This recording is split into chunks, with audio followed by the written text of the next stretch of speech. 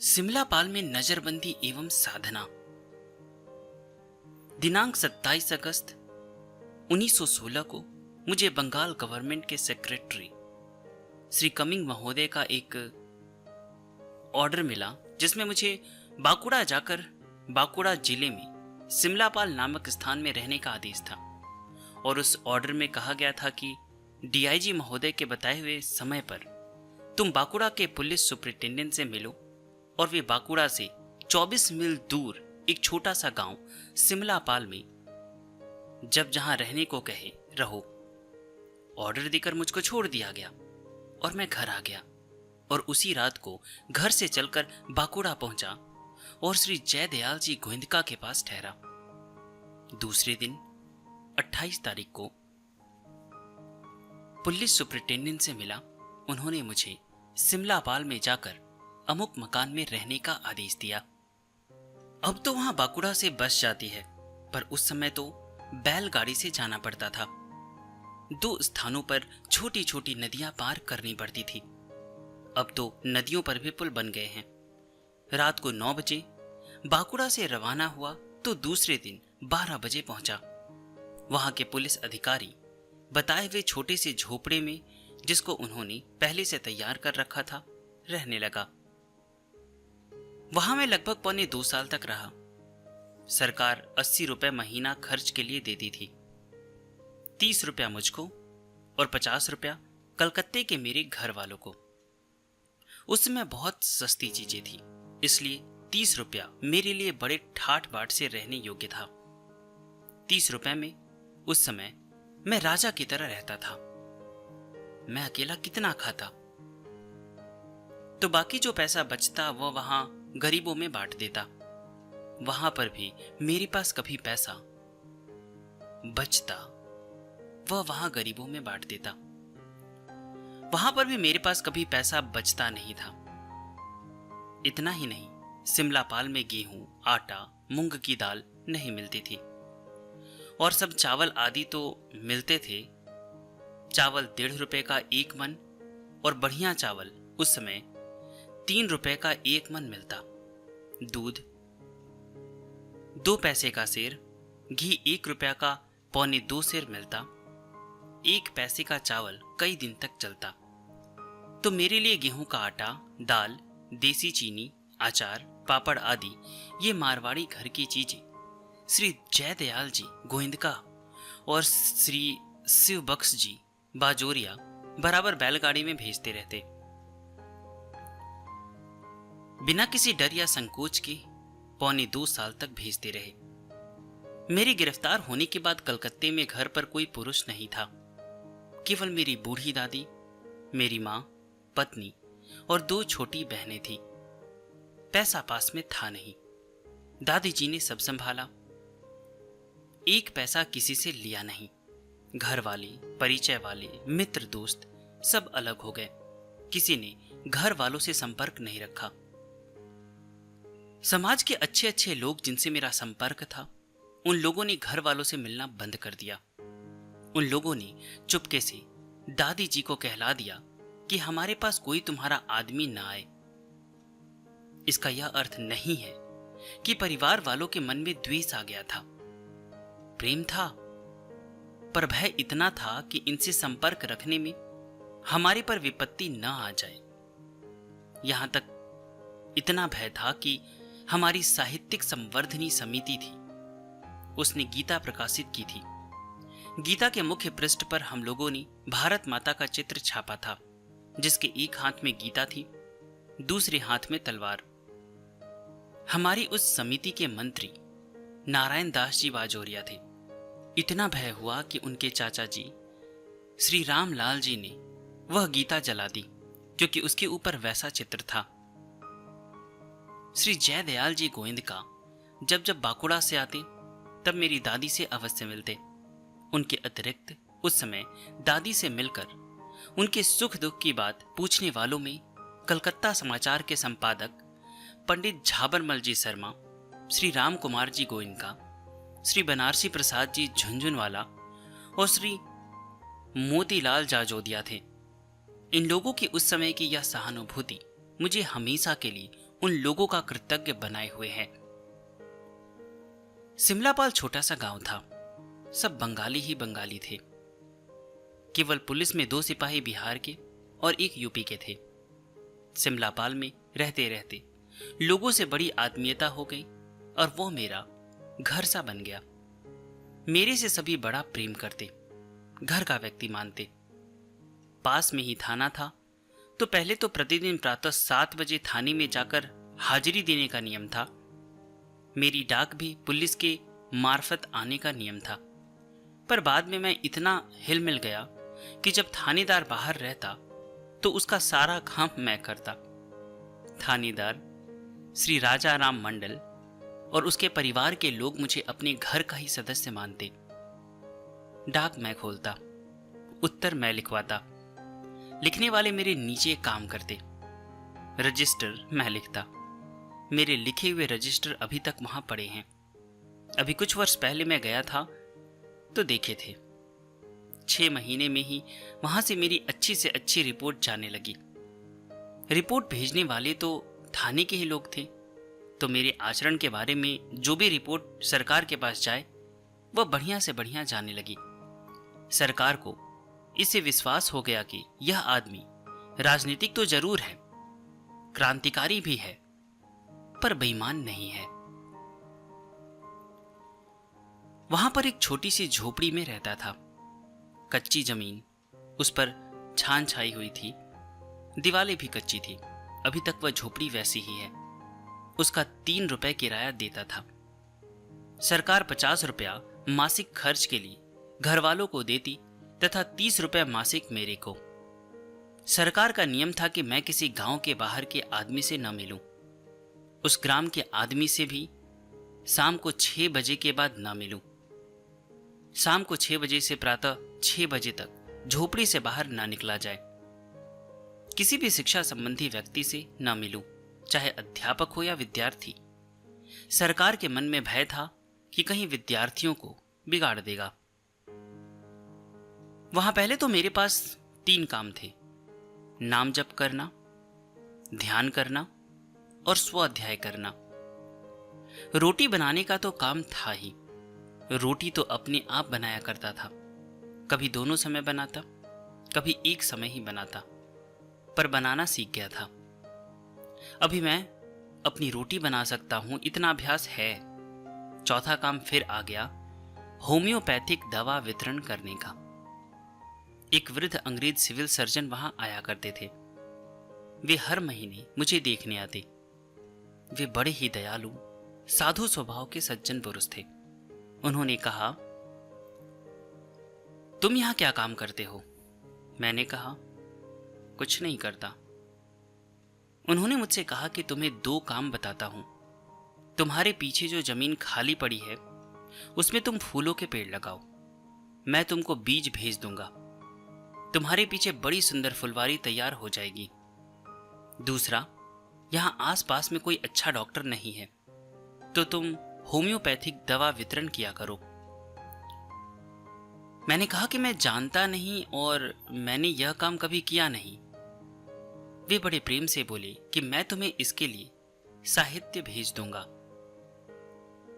मैं हूं तो एलोपैथिक सर्जन, लेकिन होम्योपैथिक दवा तुम्हें भिजवा दूंगा। तुम भगवान का नाम लेकर निसंक दवा दिया करना, तुम सफल होगे।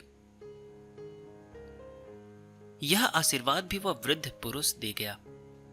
उनका नाम मिस्टर वास था। वे बंगला बोलना जानते थे। उन्होंने फिर मुझे होम्योपैथिक दवाएं और पुस्तकें भेज दी। फिर मैं यह काम करने लगा। पुलिस की लगातार अच्छी रिपोर्ट जाने के कारण 1.25 साल बाद सरकार ने मेरी पत्नी को वहां रहने की छूट दे दी। तब से वह मेरे पास रहने लगी और मैं भोजन बनाने वगैरह से मुक्त हो गया। और साथे मिल जाने से मुझको भी बड़ा आराम रहा। मेरी पत्नी, जो एक प्रकार से निराश सी हो चुकी थी, मेरे पास रहकर बहुत सुखी हो गई। 6 महीने वह भी उसी झोपड़ी में रही। वह होम्योपैथिक दवा के पुड़िया बांधने में मेरी मदद करने लगी। वहां सिमलापाल में एक बार मेरी दादी जी और मेरे मामा श्री मेघराज जी बाजोरिया मुझसे मिलने आए थे। सरकार ने उनको अनुमति दे दी थी। वहां मुझे नाम जप के चमत्कार भी देखने को मिले। एक बार वहां मुझे टाइफाइड हो गया। वहां कोई विशेष डॉक्टर वैद्य नहीं थे। एक बंगाली वैद्य थे, वे बेचारे आया करते। एक पुराने कंपाउंडर थे, वे 2-4 दवा अपने पास रखते थे। हमारे पड़ोस में ही उनका छोटा सा घर था, वे बराबर आया करते थे। अकेला था, इसलिए एक दिन मन में घबराहट होने लगी। मन में आया कि क्या भगवान के नाम में इतनी शक्ति नहीं कि मेरी घबराहट मिटा दे। बस मैंने जोर जोर से जप करना शुरू कर दिया। थोड़ी ही देर में मुझे केवल मानसिक शांति ही नहीं मिली, मेरा ज्वर भी उतरने लगा। नाम जप ने मेरा ज्वर उतार दिया। मुझे बहुत अच्छा लगने लगा।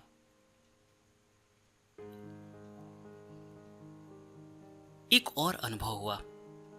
समाचार मिला कि मेरी दादी कलकत्ता में बीमार है और वे मेरे से मिलना चाहती है। वे आने की स्थिति में नहीं थी। नियमानुसार मैं बाहर जा नहीं सकता था और उसके लिए बंगाल सरकार की आज्ञा चाहिए। कलेक्टर भी मुझे भेज नहीं सकते थे। कलेक्टर के मार्फत पत्र जाए तब कहीं काम बने।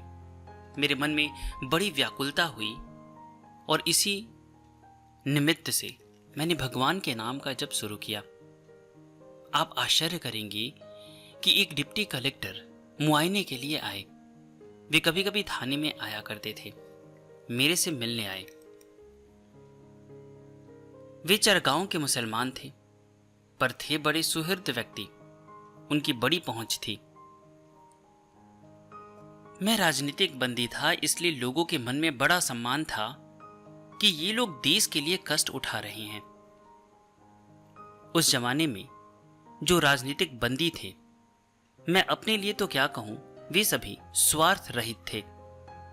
उनका केवल एक ही स्वार्थ था कि देश की स्वतंत्रता के लिए अपने प्राण दे देना। अच्छे लोगों के मन में उनके प्रति सम्मान था, यद्यपि सरकार का मन में बहुत डर था, पर मन में सम्मान था। इसलिए वे थे तो मुसलमान, पर उनके मन में बड़ी अच्छी भावना थी। उनसे मैंने सारी बातें बताई कि दादी बीमार होने से मैं कल ही जाना चाहता हूं। उन्होंने कहा कि कल ही ऑर्डर आ जाएगा। मैंने कहा, ऑर्डर तो कलकत्ता से आएगा, कल कैसे आएगा? वे बोले कि आप देखिए तो सही। उन्होंने अपनी यात्रा के सारे कार्यक्रम स्थगित कर दिए।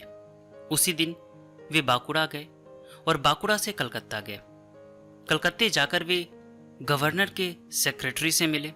मिलकर उन्होंने कहा कि ऐसी ऐसी बात है, मैं देखकर आया हूं कि उनकी बूढ़ी दादी बीमार है और उसे 15 दिनों के लिए जल्दी से जल्दी पेरोल पर छोड़ना चाहिए।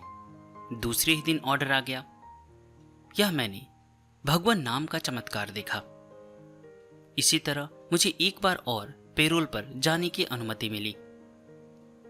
2 बार कलकत्ते गया, एक बार 7 दिन के लिए और दूसरी बार 15 दिनों के लिए। केवल वहां थाने में जाकर रिपोर्ट करके आ गया कि मैं जा रहा हूं और लौटकर रिपोर्ट कर दी कि मैं आ गया हूं।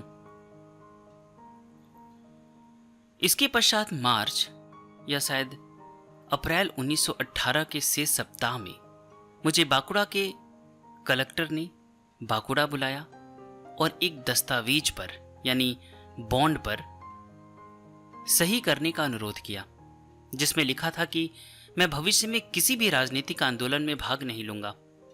उन्होंने बड़े स्नेह से मुझे समझाया भी कि तुम्हारे आचरण व्यवहार से सरकार बहुत संतुष्ट है, तुम्हें इस प्रकार के कार्यों में नहीं पड़ना चाहिए। परंतु मैं उनकी बात मान नहीं सका और मैंने उनसे स्पष्ट कह दिया कि मैं राजनीति से अलग रहने का आपको वचन नहीं दे सकता। मैंने कहा कि मेरी बुद्धि में अब उग्रता तो नहीं है, पर राजनीति में भाग नहीं लूंगा, यह बात नहीं लिखूंगा। उन्होंने कहा, अच्छी बात है। इस पर उन्होंने फिर मुझे सिमला पाल लौटा दिया, परंतु उसके बाद ही 4 मई 1918 का बंगाल सरकार के एडिशनल सेक्रेटरी स्टीफेंसन महोदय का आदेश मुझे 14 मई को मिला और उसमें यह कहा गया था, तुम बंगाल छोड़ दो और जब तक दूसरी आज्ञा न मिले फिर बंगाल में प्रवेश मत करो। 5-6 दिन बाद दूसरा ऑर्डर सन 1918 का ईस्ट इंडिया कंपनी का एक रेगुलेशन था, जिसके अंतर्गत मुझे बाकुड़ा आने पर दिया गया, जिसमें मुझे 24 घंटे के भीतर बंगाल छोड़ देने का आदेश था। मेरी दादी जी आदि कलकत्ता में थी। उनको समाचार भेज दिया गया कि मैं रतनगढ़ जा रहा हूं। मैं वहां से आसनसोल होकर सीधा रतनगढ़ चला गया। कलकत्ता से मेरे परिवार के लोग भी चलकर रास्ते में मेरे साथ हो गए। मैंने मालवीय जी को पत्र लिखा कि मैं जा रहा हूं। मालवीय जी मुझे पुत्रवत मानते थे। उन्होंने बीकानेर महाराज को पत्र दे दिया कि हनुमान प्रसाद रतनगढ़ जा रहा है। यह राजनीतिक बंदी रहा है, पर इसे किसी प्रकार से तंग ना किया जाए। यह अपने घर का ही व्यक्ति है। बीकानेर महाराजा मुझे कुछ बोले नहीं। मैं कुछ दिन रतनगढ़ रहा। रतनगढ़ कुछ समय रहने के बाद भाई श्री जमुना लाल जी बजाज के अनुरोध से मैं बंबई जाकर रहने लगा और लगभग 1.5 वर्ष बाद बंगाल सरकार ने अपने उस आदेश को वापस ले लिया। अब हम सुनेंगे बंबई का जीवन। कुछ महीने रतनगढ़ रहने के बाद भाई जमुना लाल जी बजाज के अनुरोध से, जिनसे मेरा परिचय कलकत्ते में ही हो गया था, बंबई चला गया। घर वाले रतनगढ़ ही रहे। बंबई में जमुना लाल जी ने मेरे साथ जैसा सद्व्यवहार किया उसको मैं कभी नहीं भूल सकता। जमुना लाल जी से परिचय तो पहले का था, पर बंबई में तो वे केवल मेरे परिचित जमुना लाल जी नहीं थे।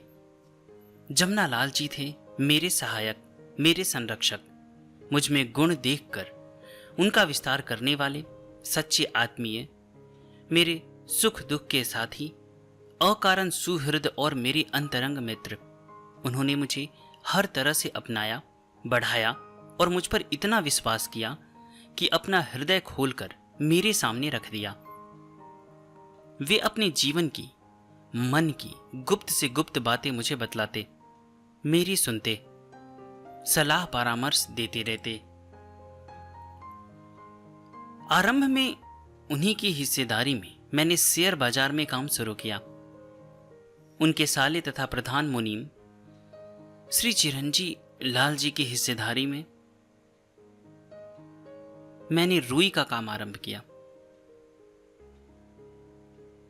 पीछे ताराचंद जी घनश्याम दास फर्म के भाई, श्रीनिवास दास जी पुद्दार की, श्री बालकृष्ण लाल जी की हिस्सेदारी में शेयर बाजार में काम किया। भगवान के मंगलमय विधान के अनुसार मुझे व्यापार में सफलता नहीं मिली। मिलती तो पैसे वालों का सा ही जीवन होता, पर श्री जमुना लाल जी, श्री चिरंजी लाल जी, श्री श्रीनिवास दास जी तथा श्री बालकृष्ण लाल जी ने मुझसे जो आदर्श व्यवहार किया वह सदा स्मरणीय है। मेरे द्वारा श्री श्री श्रीनिवास दास जी तथा श्री बालकृष्ण लाल जी की आर्थिक हानि हुई, पर उनके लिए उन्होंने कभी एक शब्द भी उलाहने का तो कहा ही नहीं। मृत्यु के अंतिम क्षण तक दोनों भाई मुझे प्यार ही नहीं देते रहे, मेरा हृदय से आदर करते रहे। शीर्षस्थ नेताओं से घनिष्ठ संपर्क। बंबई में महात्मा गांधी से बहुत निकटता, घरेलू संबंध हो गया। वहां कई बार वे मेरे घर पर भी आए। वहीं श्री विट्ठल भाई पटेल, श्री वल्लभ भाई पटेल, श्री काका कालेलकर, श्री बिनोबा जी, श्री दादा धर्माधिकारी, श्री कृष्णदास जी जाजू, श्री उमर सोमानी, श्री मौलाना शौकत अली, श्री मौलाना मोहम्मद अली आदि नेताओं से संबंध बढ़ा।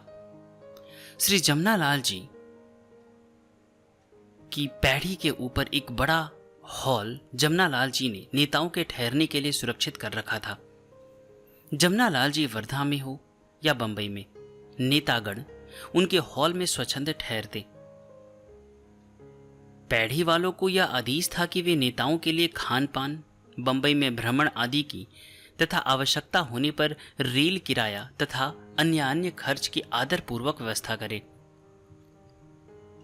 जमनालाल जी मानो उस समय देश के प्राय सभी नेताओं के आश्रय स्थल थे।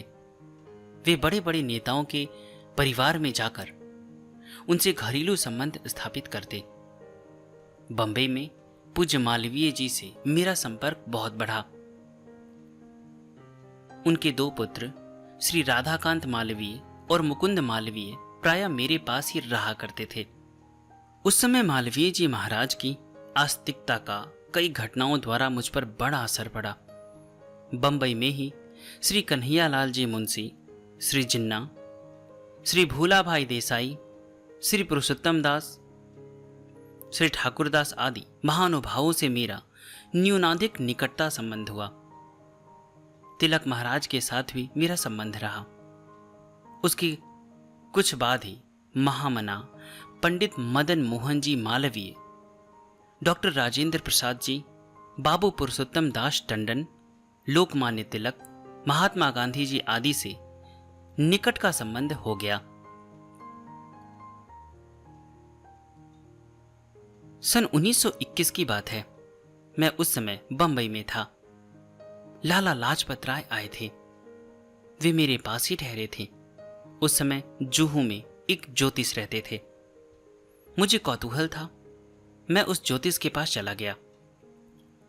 शाम को लौटकर आया तो लाला लाजपत राय ने कहा, भैया तुम कहां गए थे? मैंने कहा, जुहू गया था, एक ज्योतिष के पास।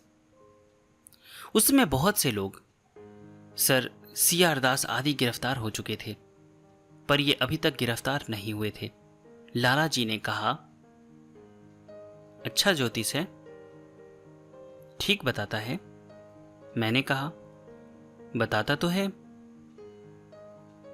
बड़ी विनोद की भाषा में बोले, यार कल जाओ तो पूछ कर आना लाला लाजपत राय कब पकड़ा जाएगा। अब बताइए यह क्या बात है?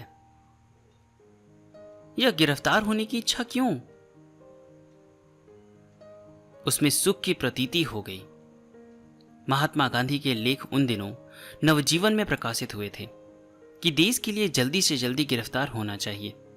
उनके लेखों और व्याख्यानों के द्वारा उस समय एक ऐसे वातावरण का निर्माण हो गया कि देश के लिए जेल जाना गौरव की बात हो गई। लाला लाजपत राय सरीखे व्यक्ति के लिए जेल जाने में गौरव की भावना हो गई। संत प्रवर पूज्य सेठ जी की आज्ञा मानकर बंबई में सत्संग की शुरुआत। बंबई जाने के बाद पूज्य सेठ जी यानी श्री जयदयाल जी गोविंदका से संपर्क और बढ़ा। 2-3 बार उनको बंबई बुलाया था। पूज्य सेठ जी जब पधारे तो कई दिन सत्संग का लाभ मिला। लौटते समय वे बोले, यहां भी सत्संग चालू रखना चाहिए। प्रश्न आया कि हमेशा कौन बोलेगा? सेठ जी ने कहा, तुम बोला करो। उस समय मुझे बोलना नहीं आता था। लिखने का तो कुछ अभ्यास था, पर बोलने का अभ्यास नहीं था। मेरी हिम्मत बोलने की नहीं थी। उनकी आज्ञा मानकर थोड़ा बोलने के लिए खड़ा हुआ तो पैर कांपने लगे, पसीना आ गया। कुछ दिन बोलने के बाद कोई दिक्कत नहीं हुई, खूब बोलने लगा। फिर बहुत लोग आने लगे। वहां बोलने से एक लाभ हुआ। जो बोलना है वह यदि सचमुच मन से बोलता है तो बोलने वाले पर जिम्मेदारी आती है। वह कहता है सत्य बोलो, और यदि वह असत्य बोलता है तो आत्मा उसे कचोटती है कि तुम किस मुंह से कहते हो कि सत्य बोलना चाहिए? सत्संग में बात वही करनी पड़ती है जो अच्छी हो, और अच्छी बात जो कहता है उसके पल्ले पड़ती है। इस तरह मुझे वहां बोलने से लाभ होता चला गया। कमजोरियां तो अपने में बहुत है, पर लाभ होता गया। वहां सत्संग भवन बना। बंबई में सत्संग भवन श्री शिव नारायण जी नेमाणी की बाड़ी में प्रतिदिन गीता पर मेरा प्रवचन होता। गीता की पढ़ाई भी होती। सत्संग में कुछ लोग नियमित रूप से गीता पढ़ते। सत्संग के लिए प्रतिदिन अच्छी संख्या में लोग आते। बीच बीच में बंबई तथा बाहर के बड़े बड़े गणमान्य विद्वान पुरुष भी आया करते। वहीं मारवाड़ी विद्यालय में एक गीता क्लास खोला गया था, वह मैं चलाया करता। बड़ी निष्ठा के साथ विद्यार्थी विद्या अध्ययन करते। उन्हीं विद्यार्थियों में हमारे समाजवादी सच्चे नेता, जिनका कुछ ही दिन पहले दुखद निधन हुआ था, श्री राम मनोहर लोहिया जी भी थे, जो समय समय पर अपने भाषणों में इसका वर्णन किया करते। श्री सेठ जी द्वारा ऋषिकेश में सत्संग। बहुत पुरानी बात मुझे याद आती है, जब गीता भवन नहीं बना था। स्वर्गाश्रम हम लोग आते भी नहीं थे। ऋषिकेश में काली कमली वाली की धर्मशाला में ठहरा करते थे। वहीं सत्संग होता था। एक बात अवश्य थी, उस समय जो लोग सत्संग में आते थे प्रायः विशुद्ध सत्संग के लिए ही आते थे और सत्संग की ही चर्चा होती थी। पूज्य श्री सेठ जी का यह महान कार्य था। उनके द्वारा कितना कार्य हुआ यह चाहे इतिहास के पन्नों में न लिखा जाए, पर भगवान के यहां लिखा हुआ है ही। उनके द्वारा कितनों को कितनी कैसी प्रेरणा मिली, यह जिनको मिली वे ही जानते हैं।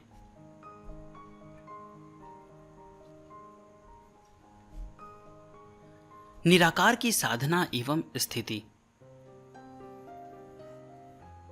भाई जी द्वारा पूज्य सेठ जी श्री जयदयाल जी गोविंदका को लिखे निम्नलिखित पत्रों में इसका विवरण प्राप्त होता है।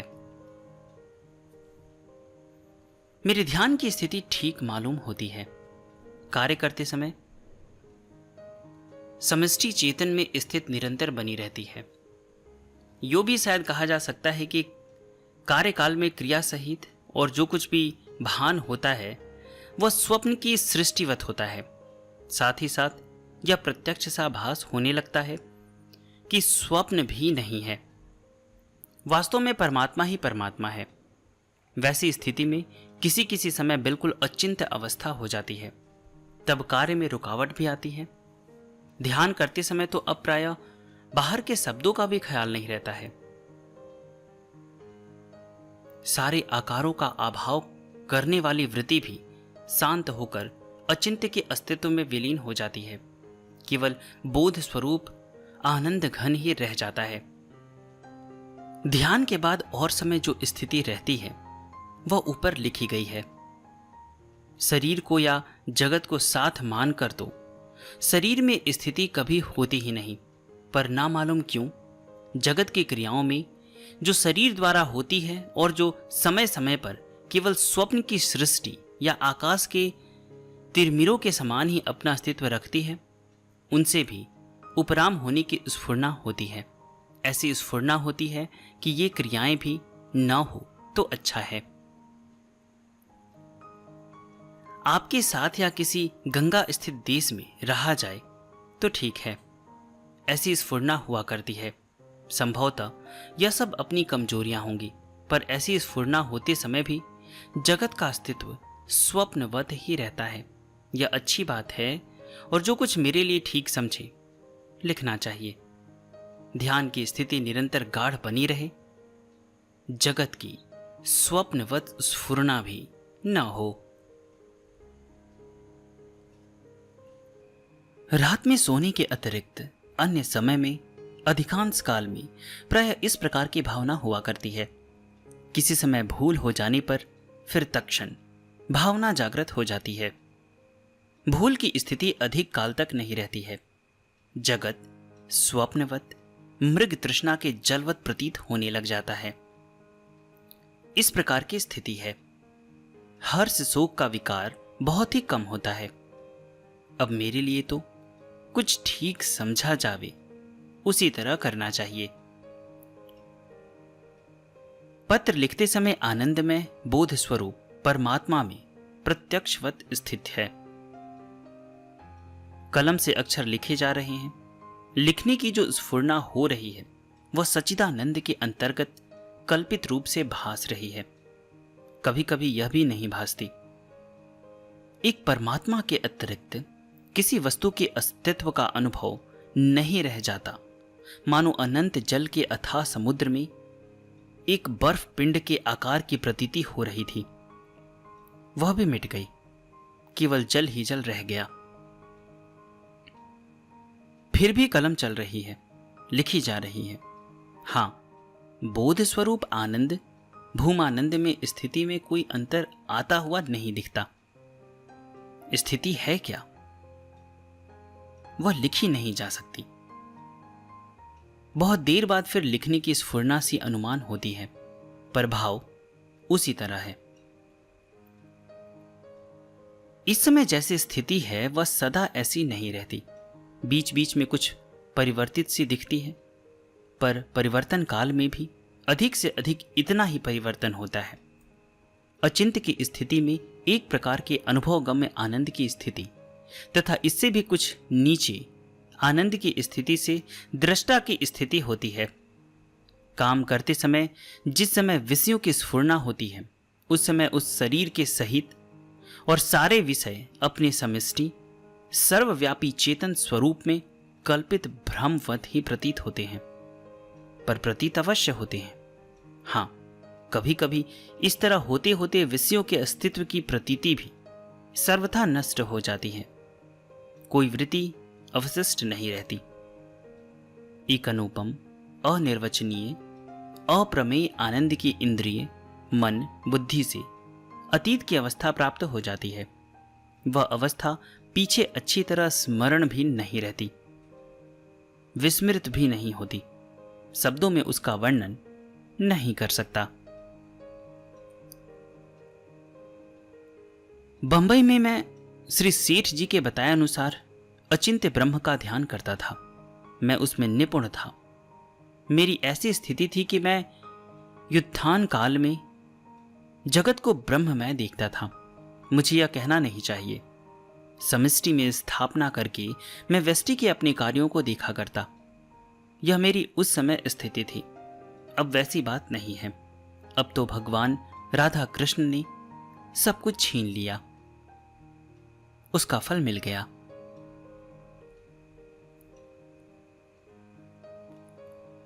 दादी जी श्री राम कौरव देवी का देहावसान। बंबई में ही मेरी दादी जी श्री राम कौरव जी का देहावसान हुआ। वहीं रहने के समय मेरी छोटी बहन श्री पूर्णिबाई तथा चंदाबाई के विवाह हुए। भगवान राम के दर्शन। बंबई की बात है। मैं श्री सागरमल गनीड़ी वाले के साथ सूरदास का नाटक देखने को जाने वाला था। सागरमल का घर रास्ते में ही था। सागरमल ने कहा, चलो घर चलकर पानी पी लें। मैंने स्वीकार कर लिया और हम दोनों उसके घर पहुंचे। घर पहुंचने पर श्री भगवान नाम के संबंध में बात चल पड़ी। सागरमल का कहना था कि भगवान नाम जप भगवत स्मृति के साथ होने से ही विशेष फल होता है। मैं कहता था कि नहीं, किसी भाव से जाने या अनजाने में अंत समय यदि रा और म ये दो अक्षर मुख से निकल गए तो प्राणी की सद्गति होगी ही, इसमें तनिक भी संदेह नहीं है। इस मंत्र के अक्षरों में ही ऐसी शक्ति है। यह सुनकर सागरमल ने कहा, राम का अर्थ अंग्रेजी में मेढ़ा होता है। मेढ़ा एक जानवर है। यदि कोई अंग्रेज मरते समय मेढ़े के भाव से राम पुकार उठे तो क्या उसकी सद्गति हो जाएगी? उसके ज्ञान में राम का अर्थ मेढ़े के अतिरिक्त कुछ है ही नहीं। बोलो, क्या उत्तर है? मैंने कहा, मेरे विश्वास के अनुसार तो उसकी गति हो ही जानी चाहिए। यह बात हो ही रही थी कि हठात मेरा बाह्य ज्ञान जाता रहा। मेरे नेत्र तो खुले हुए थे, पर बाहर से कुछ भी होश नहीं रहा। नेत्र खुले हुए मैं ज्यों का त्यों उसी स्थान पर बैठा रहा। मुझे इतना स्मरण है कि उस समय मुझे वन वेशधारी भगवान श्री राम, लक्ष्मण और सीता के दर्शन हुए। कितनी देर तक दर्शन होते रहे यह याद नहीं। बातें भी हुई थी, पर सब बातें स्मरण नहीं हो रही। केवल 2 बातें याद रही। एक तो भगवान ने कहा था, किसी प्रकार भी नाम लेने वाले की सदगति ही होगी। दूसरी यह कि भगवान ने भक्त विष्णु दिगंबर जी गायनाचार्य का इसी सिलसिले में नाम किया था। इसके अतिरिक्त और कुछ भी याद नहीं रहा। होश आने पर दूसरे दिन सागरमल ने मुझसे कहा कि तुम उस समय यह कह रहे थे कि यह भगवान है, इनके चरण पकड़ लो, आदि आदि। पर मुझे न तो बाहर का ज्ञान था, न मैंने अपने ज्ञान में कुछ कहा ही था। इस प्रकार सारी रात बीत गई, मुझे बाह्य ज्ञान नहीं हुआ। अब सागरमल घबरा गया कि इसे क्या हो गया। आखिर उसने मेरा हाथ पकड़ खड़ा किया। पकड़े हुए ही मुझे सीढ़ियों से नीचे उतार लाया, फिर उसी तरह मेरे घर मुझे ले आया। घर आने पर मुझसे कहा कि शौच हो आओ, पर मुझे तो बिल्कुल ही होश नहीं था कि बाहर क्या हो रहा है, इसलिए मैंने उसे कोई उत्तर नहीं दिया। मुझे उसी तरह बाह्य ज्ञान शून्य देखकर उसने मुझे पानी के नल के नीचे बिठा दिया। मेरे सर पर जल की धार गिरने लगी और स्वयं सागरमल जी नाम कीर्तन करने लगे। तब जाकर मुझे कहीं धीरे धीरे बाह्य ज्ञान हुआ। उसी दिन दोपहर के समय श्री विष्णु दिगंबर जी मुझसे मिले। मैंने उन्हें सारी घटना सुना दी। सुनकर वे रोने लग गए। संगीताचार्य श्री विष्णु दिगंबर जी पलुस्कर। आप लोग शायद श्री विष्णु दिगंबर जी का नाम सुन चुके होंगे। ये संगीत के बहुत बड़े आचार्य, अतुलनीय संगीत कला कुशल राम भक्त थे। बंबई से उनसे मित्रता हो गई थी। उन्होंने संगीत सिखाने का गांधर्व महाविद्यालय खोल रखा था। उन पर भगवान की बड़ी कृपा थी। उन्होंने जीवन में यह नियम ले लिया था कि विद्यालय में जो भी संगीत सीखने आएगा उसको संगीत की शिक्षा दी जाएगी, संतों के पदों के माध्यम से। संगीत सीखने मुसलमान भी आते, ईसाई भी आते, पारसी भी आते, हिंदू भी आते, पर सभी को संतों के पद गान करने ही पड़ते और कोई चीज वहां नहीं गाई जाती। वे संगीत के अद्भुत आचार्य थे। एक एक शब्दों में राग बदल सकते थे तथा एक ही पद में वे एक साथ 36 राग गा सकते थे। रघुपति राघव राजा राम, पति तपावन सीताराम, इसका गान वे बड़ा ही मधुर करते थे। मेरे आंखों देखी बात है, कांग्रेस अधिवेशन में गांधी जी उनको सबसे पहले बुलाते थे और उनका यह गान सबसे पहले होता था। सब गाते थे। उन्होंने इसको नाम दे दिया था राष्ट्रीय गान। गांधी जी कहते, यह हमारा राष्ट्रीय गान है। उनके गाने में इतना माधुर्य था कि हिंदू, मुसलमान, पारसी, ईसाई कोई हो, वह चाहे नाम के ढंग से ना गाए, परंतु उनके स्वर माधुर्य के कारण सब लोग गाते। अहमदाबाद के कांग्रेस अधिवेशन में जनता बेकाबू हो गई थी। लाखों आदमी थे। मैं भी उस अधिवेशन में गया था। एक बहुत ऊंचा मंच बना हुआ था, लगभग 40 फुट ऊंचा होगा। उस पर गांधी जी ने चढ़कर बहुत समझाया, पर शांति नहीं हुई। गांधी जी ने कहा, विष्णु दिगंबर जी को बुलाओ। विष्णु दिगंबर जी आए और उन्होंने मंच पर चढ़कर रघुपति राघव राजा राम शुरू किया कि सारी जनता शांत हो गई, स्तब्धता छा गई। उनका एक नियम और था जो अंतिम दिनों तक निभा। वह नियम था कि उनके कानों में निरंतर राम नाम पड़ता रहे। 2-2 घंटे 2-2 विद्यार्थी उनको रघुपति राघव राजा राम सुनाते रहते। रात को सो जाते तब भी सुनाते रहते। यहां तक कि वे सोच जाते तो बाहर 2 विद्यार्थी तानपुरा लिए खड़े खड़े सुनाते रहते।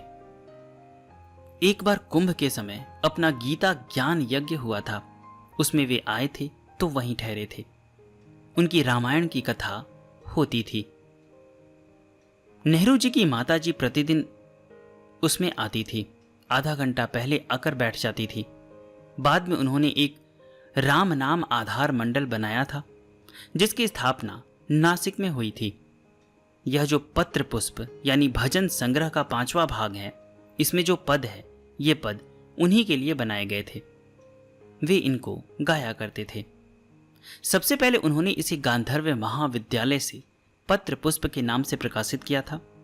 पदों पर राग भी उन्होंने ही बैठाई थी। श्री विष्णु दिगंबर जी जैसे संगीत के आचार्य मुझे संगीत सिखाने के लिए महीनों तक आए थे। यह मेरा दुर्भाग्य है कि मैंने नहीं सीखा। इतना उनका मेरे प्रति प्रेम था। राम भक्ति रस में झूमने वाले और सतत आंसू बहाने वाले श्री विष्णु दिगंबर जी धन्य हैं। बंबई निवास के दौरान संत महात्माओं से निकट का संपर्क। साथ ही बंबई निवास के समय ही गंगा तट निवासी श्री स्वामी अच्युत मुनि जी, श्री भोले बाबा जी, श्री उड़िया बाबा जी, श्री हरि बाबा जी, स्वामी शिवानंद जी, ब्रह्मचारी श्री प्रभुदत्त जी से निकट का संपर्क हुआ। बंबई में आने वाले अन्य महात्माओं का भी सत्संग प्राप्त हुआ। बंबई के श्री रामानुज संप्रदाय के आचार्य श्री अनंताचार्य जी महाराज, वल्लभ संप्रदाय के आचार्य श्री गोकुलनाथ जी महाराज मुझे अपना ही मानते तथा स्नेह करते। वहीं श्री यादव जी महाराज, श्री कबू भाई जी महाराज आदि सत्संगियों से संपर्क प्राप्त हुआ। पंडित श्री रमापति जी मिश्र, पंडित श्री मथुरानाथ जी भट्ट, प्रसिद्ध विद्वान श्री यादव जी, श्री भीकम जी आचार्य आदि विद्वानों के संपर्क का लाभ मिला। आचार्य श्री यादव जी मुझ पर बड़ा स्नेह करते थे। बंबई के गणमान्य लोगों से स्नेह संबंध। बंबई में कुछ समय बाद मेरा राजनीति तथा समाज सुधार के कार्यों से मन हट गया। फिर मैं शुद्ध सत्संग तथा सेवा, शिक्षा संबंधी सार्वजनिक कार्यों में लग गया। साथ ही मेरा भजन साधन ध्यान आदि भी चलता रहा। मैं अभी नवयुवक था, पैसे वाला भी नहीं था और न बहुत पढ़ा लिखा था, परंतु भगवत प्रेरणा से बंबई के धनी मानी विद्वान, वयोवृद्ध, ज्ञान वृद्ध सभी ने मुझे स्नेह दान दिया, सम्मान दान दिया।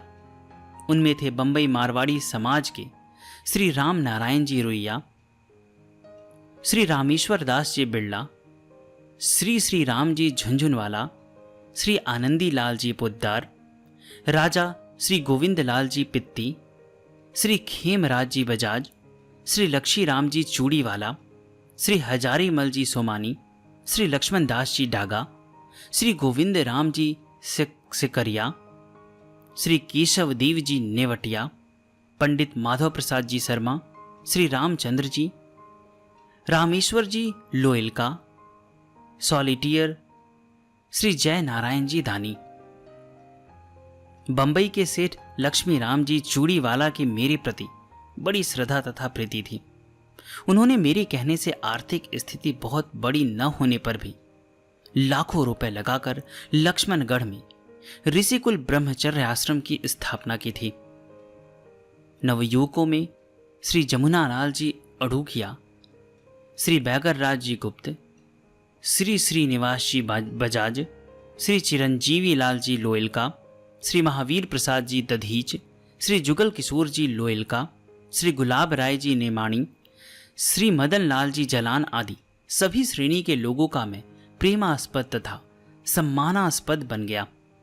वहां की शिक्षा तथा सेवा संस्थाओं में मुझे नगण्य को अग्रगण्य स्थान दिया गया। बंबई में मित्रों की प्राप्ति। बंबई में कई मित्रों की प्राप्ति हुई। श्री जमुना लाल जी तो इनमें थे ही। श्री बनारसी प्रसाद जी झुंझुनवाला, जो हमारी कलकत्ते की गुप्त समिति के सदस्य थे, उस समय बंबई में रहते थे। श्री रामकृष्ण डालमिया, श्री श्रीनिवास जी बजाज, श्री बालकृष्ण लाल जी पोद्दार आदि से भी मैत्री का संबंध गाढ़ा हो गया। भाई बनारसी प्रसाद, भाई रामकृष्ण तथा मेरा दीर्घ काल तक चौका भी साथ चला। भाई रामकृष्ण से जो उस समय प्रेम हुआ वह उत्तरोत्तर बढ़ता हुआ चला ही आ रहा है। मेरे प्रति भाई रामकृष्ण का जो भाव था, है, उनके उपकार हैं, उसके लिए मैं उनका सदा ही कृतज्ञ हूं। भाई रामकृष्ण के छोटे भाई श्री जयदयाल, जिनमें मेरा पुत्रवत भाव है, छोटेपन से बंबई से ही मेरे प्रति सद्भाव, पूज्य भाव रखते हैं।